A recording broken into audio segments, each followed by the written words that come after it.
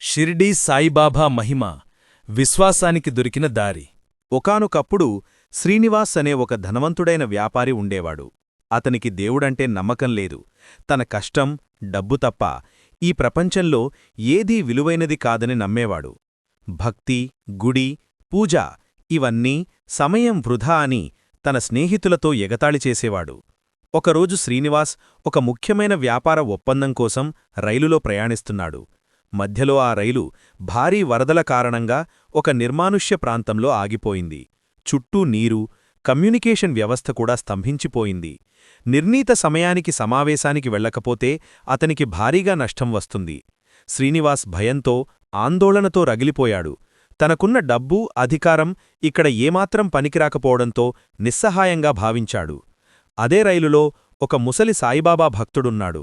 అతను శ్రీనివాస్ ఆందోళనను చూసి, నాయనా, బాబా ఉన్నాడు, భయపడకు, నీకు తప్పకుండా ఒక దారి చూపుతాడు అని ప్రశాంతంగా చెప్పాడు. శ్రీనివాస్ కోపంతో, ఏ బాబా, ఈ వరదలలో బాబా వచ్చి దారి చూపుతాడా అని ఎగతాళి చేశాడు.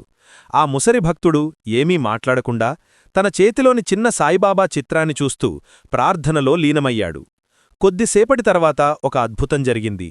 ఉన్నట్టుండి ఆ వరదనీరు రైలు పట్టాలకు సమాంతరంగా కేవలం ఒక మనిషి వెళ్లగలిగేంత సన్నని దారిలో వేగంగా వెనుక్కి మళ్ళింది. చుట్టూ నీరు ఉన్నప్పటికీ ఆ దారి మాత్రం పూర్తిగా పొడిగా మారింది. అందరూ ఆశ్చర్యంతో చూస్తుండగా ఆ ముసలి భక్తుడు శ్రీనివాస్ వైపు చూసి, వెళ్ళు నాయనా, నీ పని నిన్ను పిలుస్తోంది అని చెప్పాడు. శ్రీనివాస్ ఆశ్చర్యంతో ఆ దారిలో పరుగెత్తి సమీపంలోని పట్టణానికి చేరుకొని సమయానికి తన సమావేశానికి వెళ్లాడు. ఆ వ్యాపార ఒప్పందాన్ని విజయవంతంగా పూర్తి చేసుకున్నాడు. ఇంటికి తిరిగి వెళ్లే మార్గంలో ఆ ముసలి భక్తుడికి కృతజ్ఞతలు చెప్పడానికి రైలు వద్దకు వెళ్లాడు. కాని అక్కడ ఆ సాధువు ఎక్కడా కనిపించలేదు.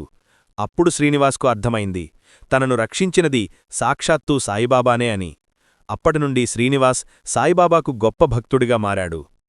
డబ్బు, హోదా కంటే గొప్ప శక్తి విశ్వాసమని, ఆ విశ్వాసం ఉన్నవారికి బాబా తప్పకుండా దారి చూపుతాడని తెలుసుకున్నాడు. నీతి: డబ్బుతో, తెలివితో పరిష్కరించలేని సమస్యలను అచంచలమైన విశ్వాసం తప్పకుండా పరిష్కరిస్తుంది.